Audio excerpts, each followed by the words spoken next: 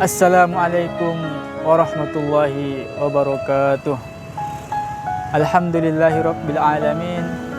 Syukur kita kepada Allah Subhanahu wa taala atas segala nikmat yang telah Ia berikan kepada kita semua. Dan tak lupa pula salawat dan salam kita hadiahkan ke ruh junjungan alam Nabi Muhammad sallallahu alaihi wasallam. Allahumma salli wa sallim wa barik ala sayyidina Muhammad wa ala alihi sayyidina Muhammad. Baiklah, melalui video yang singkat ini saya ingin membuat beberapa penjelasan tentang judul makalah saya, yang mana untuk memenuhi tugas ujian akhir semester pada mata kuliah MPhil Usul 2 yang dimampu oleh Bapak Marzuki MAG dan saya yang bernama Maroto Guwan Siregar dengan NIM 12020315455. Hadirin para pemirsa yang dirahmati Allah Subhanahu wa taala. Di sini saya akan mengupas sedikit tentang judul makalah saya yang berjudul Mahkum Alaih. Mahkum Alaih itu kalau kita relasikan dalam kehidupan kita sehari-hari bisa kita katakan dengan mukallaf. Mahkum alaih itu dari segi kata, mahkum yaitu dari fi'il maf'ul yang artinya orang yang dihukumi, sedangkan alaih atasnya. Yaitu mahkum alaih ialah orang yang telah dihukumi atasnya. Apa yang dihukumi? Yaitu hukum-hukum syariat. Yang mana apabila seseorang itu telah wajib atasnya hukum-hukum syariat Islam, telah wajib ia melaksanakan perintah-perintah Allah dan meninggalkan larangan-larangan Allah, itulah yang dinamakan mahkum alaih, atau istilah yang bisa kita dengar yaitu mukallaf.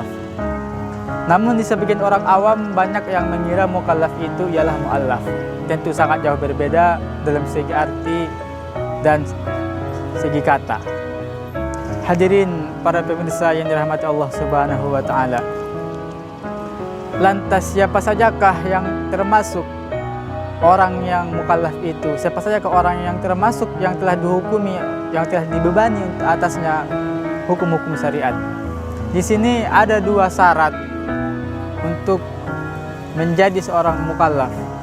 Yaitu yang pertama, seseorang itu telah mampu memahami dalil taklif atau pembebanan. Dia mampu memahami apa saja syariat-syariat yang ia jalankan. Ia mampu dan tahu apa saja yang harus ia kerjakan dan tahu apa saja yang harus ia tinggalkan. Itu yang pertama. Dan yang kedua, seseorang itu telah ahli untuk menjalankan perintah-perintahnya dan telah ahli untuk meninggalkan larangan-larangannya. Contohnya apa? Seseorang itu telah mampu dan telah ahli untuk berpuasa, telah mampu untuk sholat, telah mampu untuk menjalankan segala syariat-syariat yang telah ditentukan dalam agama Islam. Itulah syarat-syarat, dua syarat yang harus kita dapatkan, yang harus ada pada diri seseorang untuk menjadi seorang mukallaf. Para pemirsa yang dirahmati Allah Subhanahu wa taala, dari beberapa syarat-syarat yang telah disebutkan tadi, lantas bagaimana dengan seorang anak-anak yang sudah mampu memahami syariat-syariat Islam, sudah mampu menjalankan syariat-syariat Islam? Apakah mereka akan tetap dibebankan taklif atau dibebankan hukum-hukum syariat itu? Oh, tentu tidak. Karena di sini ada beberapa batasan-batasan yang diberikan kepada anak-anak.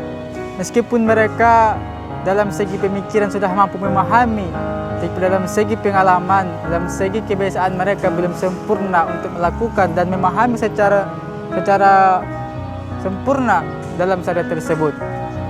Sehingga dalam fase anak-anak, yang mana di fase balita mereka masih proses pertumbuhan, proses menyempurnakan akal walaupun belum bisa membedakan mana baik dan buruk.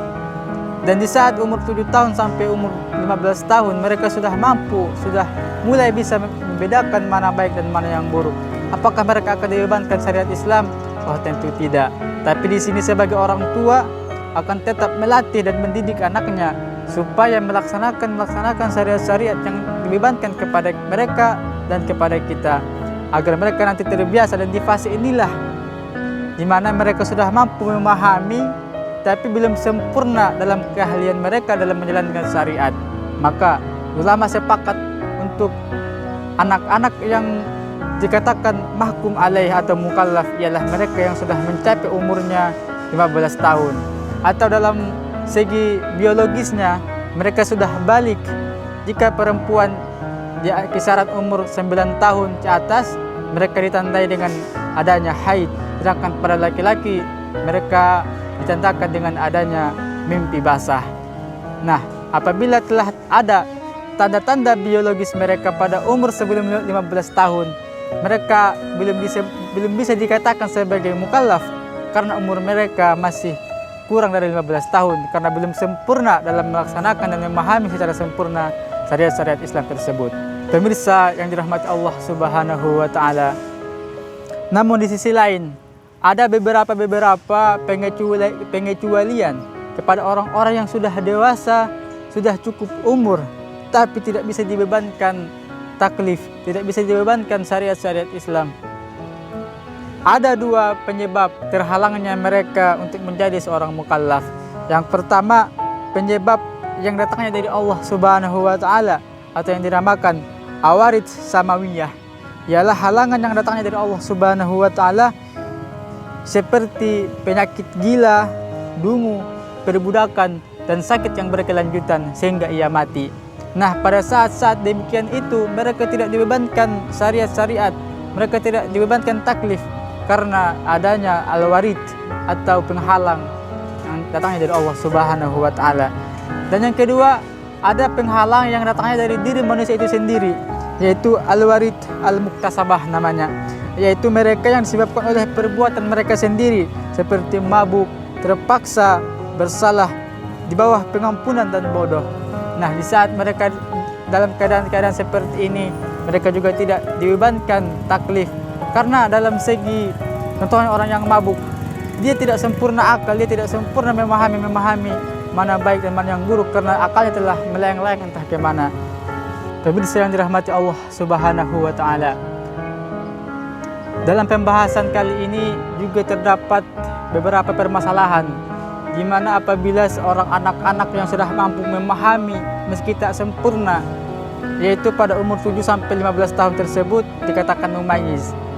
Dalam segi fikih muamalah, apabila mereka melaksanakan ibadah muamalah seperti mereka memberikan hibah, memberikan wakaf, dan mewasiatkan harta kepada orang lain, maka dianggap tidak sah dalam segi muamalah karena mereka belum ahli dalam melaksanakan syariat-syariat tersebut.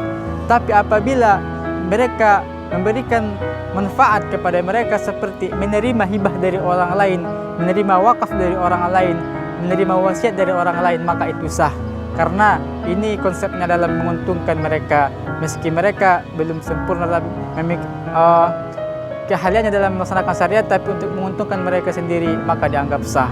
Namun beda cerita apabila seseorang mumayyiz itu tahu berzina itu tidak boleh atau dilarang, membunuh juga dilarang, namun karena dalam segi biologis dan umur mereka belum sempurna memahami dan dibebankan syariat-syariat tersebut, maka apabila seorang mumayyiz menurut definisi dari Abu Zahra, mereka tidak dapat dikenakan hukum pidana apabila membunuh dan tidak dapat dikenakan hukum qisas apabila mereka berzina, karena dalam situasi mereka pada saat itu masih mumayyiz, belum sempurna akal mereka, belum sempurna mereka memahami syariat-syariat tersebut. Maka itulah beberapa keterbatasan yang dibebankan kepada seorang mumayyiz, lain dengan anak-anak balita yang memang belum bisa membedakan mana yang baik dan mana yang buruk. Nah, apabila mereka telah dewasa, mereka berumur 15 tahun ke atas, maka disitulah kesempurnaan mereka dibebankan hukum-hukum syariat atau taklif tadi yang akan dibebankan kepada diri mereka sendiri. Pemirsa yang dirahmati Allah Subhanahu wa taala, adapun kesimpulan dari pembahasan kita pada siang hari ini, meskipun anak-anak kita masih balita, sama-sama kita mengajarkan mereka kebaikan dan mengajarkan mereka menghindari keburukan. apabila mereka sudah berumur mungkin 7 tahun ke atas sampai 15 tahun, yang mana akal mereka sudah mulai membedakan mana baik mana buruk meski tak sempurna, sebagaimana sabda Nabi SAW, suruhlah anak kalian melakukan solat jika mereka sudah berumur 7 tahun, dan pukullah mereka jika enggan melakukan solat jika berumur 10 tahun, serta pisahkanlah mereka dari tempat tidurmu. Hadis riwayat Hakim dan Abu Daud. Rasulullah mengajarkan kepada kita bahwa meskipun mereka belum dibebankan taklif pada usia memayis, sebagai orang tua harus bisa mengajarkan, melatih anak-anak kita agar terbiasa, agar sempurna nanti untuk memahami syariat-syariat yang akan dibebankan kepada diri mereka sendiri. Dan juga diangkat pembebanan hukum itu dari kesimpulan kita ini ada 3, yaitu mereka dikatakan mukallaf, mereka dibebankan, mereka diberikan mahkum alaih apabila mereka tidur sampai ia bangun, anak kecil yang sampai ia balik, dan orang gila sampai ia sembuh. Nah, demikianlah dari isi pembahasan kita pada video kali ini. Mudah-mudahan bermanfaat bagi kita semua. Saya undur diri. Assalamualaikum warahmatullahi wabarakatuh.